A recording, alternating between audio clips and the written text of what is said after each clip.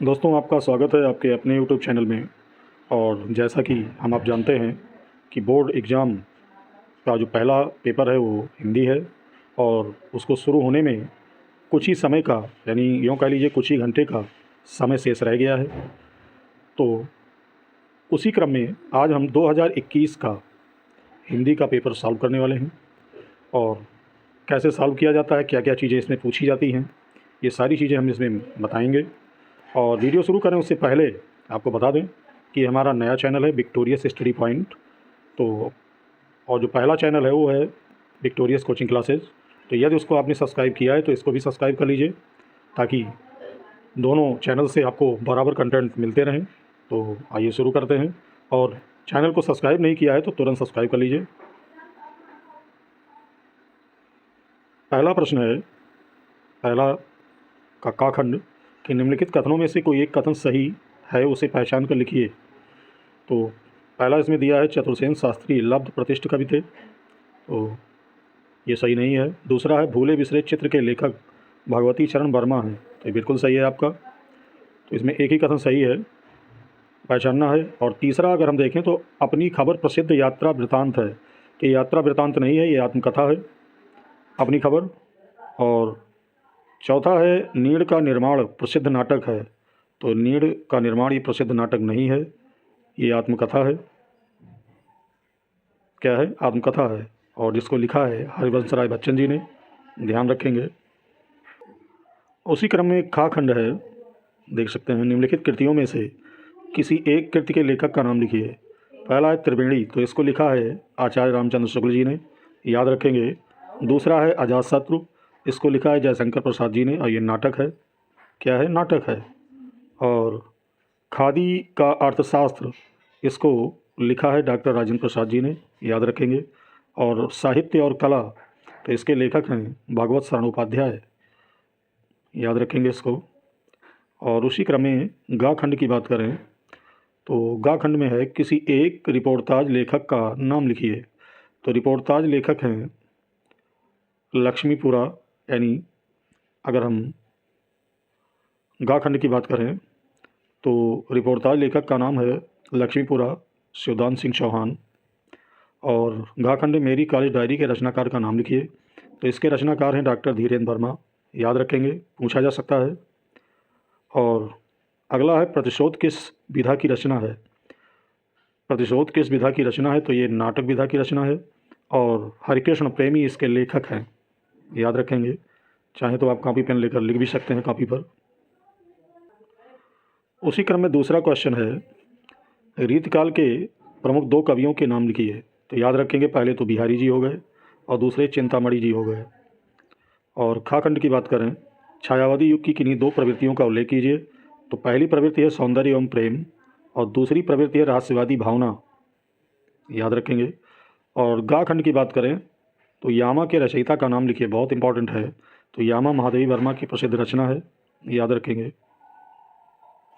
और तीसरा जो क्वेश्चन आपको मिलेगा वो गद्यांश से संबंधित होगा और इसको आपको अच्छी तरह पढ़कर नीचे पूछे गए प्रश्नों का उत्तर देना है, देख सकते हैं।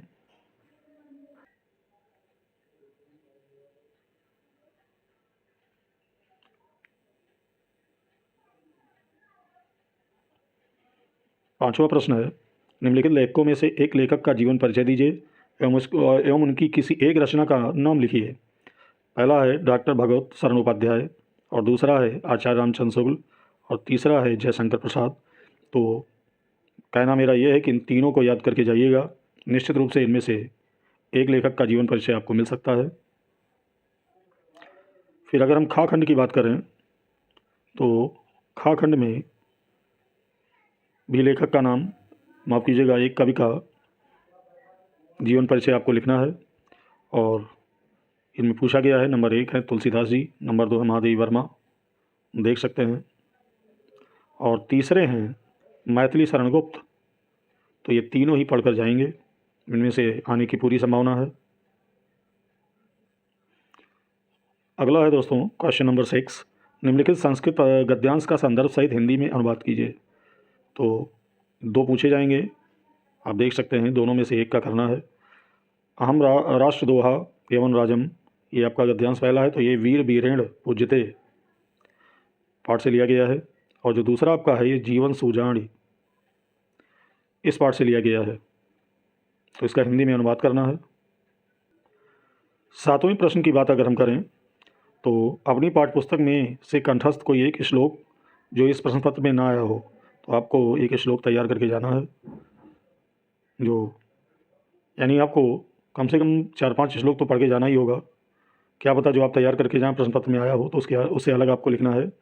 और खा खंड की बात करें तो निम्नलिखित प्रश्नों में से किन्हीं 2 प्रश्नों के उत्तर संस्कृत में दीजिए। तो पूछा गया है, इसमें 4 खंड हैं। तो दूसरा है पदेन बिना किम दूरम याति, तो पदेन बिना पत्रम दूरम याति। और अगला है ज्ञानम कुत्र संभवति, तो इसका उत्तर होगा ज्ञानम सर्वत्र संभवति। अगला प्रश्न जो आपसे पूछा जाएगा वो व्याकरण से होगा। क्वेश्चन नंबर 8 की बात करें तो करुण एवं, आप देख सकते हैं, करुण एवं हास्य रस, ये पूछा गया है। करुण एवं हास्य रस की उदाहरण सहित परिभाषा देना है। और खा खंड की बात करें तो रूपक अलंकार एवं उत्प्रेक्षा अलंकार की परिभाषा देते हुए उदाहरण भी देना है। और गा खंड सोठा छंद अथवा रोला छंद की साधारण परिभाषा लिखी है, यानी उदाहरण सहित परिभाषा देना है। तो ये निश्चित रूप से ये क्वेश्चन आते हैं, इनको याद करके जाएंगे। और उसी क्रम में क्वेश्चन नंबर 9 की बात करें जो व्याकरण से संबंधित है। निम्नलिखित उपसर्गों में से किन्हीं 3 के मेल से एक एक शब्द बनाइए। तो पहला है अन, तो अन से बना क्या, अनभिज्ञ। दूसरा है आदि, तो आदि से अधिनायक बन गया आपका। फिर तीसरा है अनु, अनु से अनुग्रह बन गया। और चौथा है सा, तो सा से साचर बन गया। उम्मीद है आपको समझ में आया होगा। वीडियो तो अच्छा लग रहा हो तो ज़्यादा से ज़्यादा अन्य ग्रुपों में शेयर कर दीजिए। आगे है 5वां आपका है अभि, अभि से अभिज्ञान। और अगला है परि, तो परि से परिचारिका हो गया। उसी क्रम में अगला प्रश्न है खाखंड, निम्नलिखित में से किन्हीं 2 प्रत्ययों का प्रयोग करके एक एक शब्द बनाइए। तो जैसे पहला प्रत्यय है, प्रत्यय जो शब्द के अंत में लगता है आई, तो आई से बना लिखाई। तो से बना क्या, महत्व। और ता से क्या बन गया, कटुता। लास्ट में ता है, आप देख सकते हैं। और पन से अपनापन बन गया। और अगला है, देख सकते हैं आप, हुआ, तो हुआ नहीं, आप त्वा होना चाहिए, ये आपका गलत है। और हट से बन सकता है क्या, सनसनाहट। तो उम्मीद करते हैं समझ में आ रहा होगा। और वीडियो कैसा लग रहा है कमेंट करके हमें अवश्य बताइएगा। अगला है गाखंड, निम्नलिखित में से किन्हीं 2 में समास विग्रह कीजिए तथा समास का नाम लिखिए। तो तिरंगा है, 3 रंगों का समूह, तो जहाँ संख्यावाचक होता है वहाँ कौन सा समास होता है, द्विगु समास होता है। त्रिवेणी, 3 नदियों का संग्रह, तो यहाँ भी आपका क्या होगा, द्विगु समास होगा। और दाल रोटी, बीच में डैश है तो इसका होगा दाल और रोटी। जब डैश होता है तो यहाँ द्वंद्व समास होता है।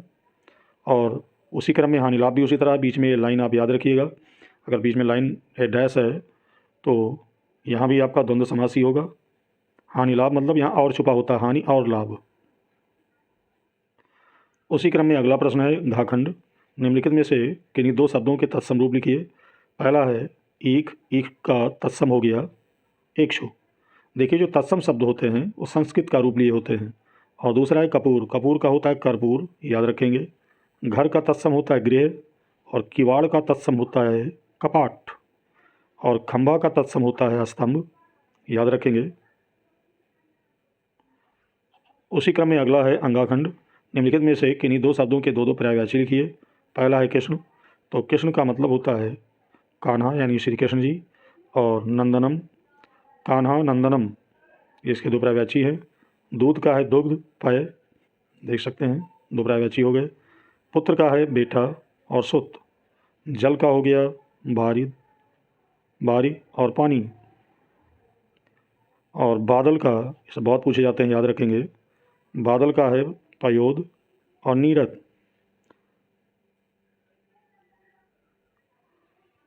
उसी क्रम में प्रश्न संख्या 10 का काखंड देखेंगे, निम्नलिखित में से किन्हीं दो में संधि विच्छेद कीजिए और संधि का नाम लिखिए। अब इत्यत्र है पहला, तो इति धन अत्र इसका संधि विच्छेद होगा।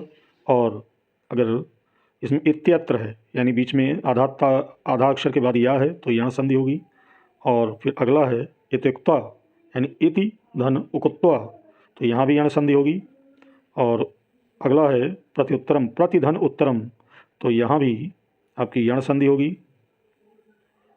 और उसी क्रम में आगे देखते हैं, अगला है यद्यपि, बहुत पूछी जाती है संधि। यदि धन अपि, संधि विच्छेद इसका होगा, यण संधि होगी। लघ्वाकृति, तो इसका संधि विच्छेद होगा लघु धन आकृति, तो यहाँ भी आपका यण संधि होगा।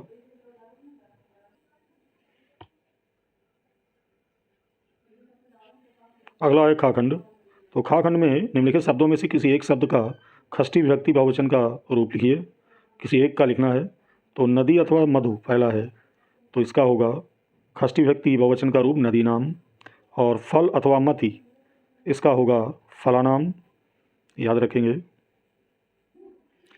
उसी क्रम में अगला प्रश्न है गाखंड। निम्नलिखित में से एक का धातु लकार पुरुष तथा वचन का उल्लेख कीजिए। पहला है पठानी, पठे, हसेयम, देख सकते हैं। तो अगर हसिष्यत की बात करें तो इसका होगा हस धातु का लिट लकार प्रथम पुरुष एक वचन, याद रखेंगे। अगला प्रश्न है घाखंड। निम्नलिखित में से किन्हीं दो वाक्यों का संस्कृत में अनुवाद कीजिए। सागर के, पहला है सागर के उत्तर में भारतवर्ष है और दूसरा है देशभक्त निर्भीक होते हैं। तो देशभक्त निर्भीक होते हैं, इसका हो जाएगा देशभक्ता निर्भीकम भवन्ति, देख सकते हैं। और इसी अनुसार आप बना भी सकते हैं। उसी क्रम में अगला प्रश्न है प्रश्न संख्या 11 और इसमें भी निबंध आपको लिखना है। निम्नलिखित में से किसी एक विषय पर निबंध लिखिए। पहला है क्रिकेट मैच का आंखों देखा वर्णन, और दूसरा है छात्र अनुशासन, और तीसरा है पर्यावरण प्रदूषण। देखिए पर्यावरण पर तो अक्सर पूछ लिया जाता है। और चौथा है छात्रों के लिए पुस्तकालय की उपयोगिता, और पांचवा है प्रिय साहित्यकार यानी साहित्यकार के बारे में जो आपको अच्छा लगता हो लिखना है। लेकिन इन सभी में से एक पर आपको निबंध लिखना है। उसी क्रम में जो 12वां क्वेश्चन आपको मिलेगा वो पठित खंडकाव्य के आधार पर निम्नलिखित प्रश्नों में से किसी एक का उत्तर दीजिए। का पहला है तुमुल खंडकाव्य की कथा संक्षेप में लिखिए। दूसरा, तुमुल खंडकाव्य के आधार पर मेघनाद के चरित्र की विशेषताओं का उल्लेख कीजिए। तो ये आपको देखना है कि आपको कौन सा खंडकाव्य पढ़ाया जा रहा है, उसी से संबंधित आपको उत्तर देना है। और खा खंड है, खा का पहला, जो भी खंड आप करेंगे उसके दोनों आंसर आपको देने होंगे। तो जो खा का आपका पहला है वो कर्ण खंडकाव्य की कथा अपने शब्दों में लिखिए, और दूसरा है कर्ण की चारित्रिक विशेषताओं का उल्लेख कीजिए। तो उसी क्रम में गा खंड भी इसमें देखने को मिलेगा। अगर पूजा खंडकाव्य का कथासार प्रस्तुत कीजिए। अगर पूजा के आधार पर श्री कृष्ण के चरित्र की विशेषताओं का उल्लेख कीजिए। तो किसी एक का चयन करके आपको लिखना है। घा खंड आप देख सकते हैं, करमवीर भरत खंडकाव्य के आधार पर कौशल्या सुमित्रा मिलन सर्व की कथा अपने शब्दों में लिखिए। और दूसरा है करमवीर भरत के नायक का चरित्रांकन कीजिए। तो इनमें से एक आपको करना है। और अंगा जो आपका है उसका पहला पार्ट है मेवाड़ मुकुट खंडकाव्य का कथासार प्रस्तुत कीजिए, और दूसरा आपको करना मेवाड़ मुकुट के प्रधान पत्र का चरित्रांकन कीजिए। यानी एक खंड का चुनाव करके उसके दोनों प्रश्नों का उत्तर आपको देना है इसमें।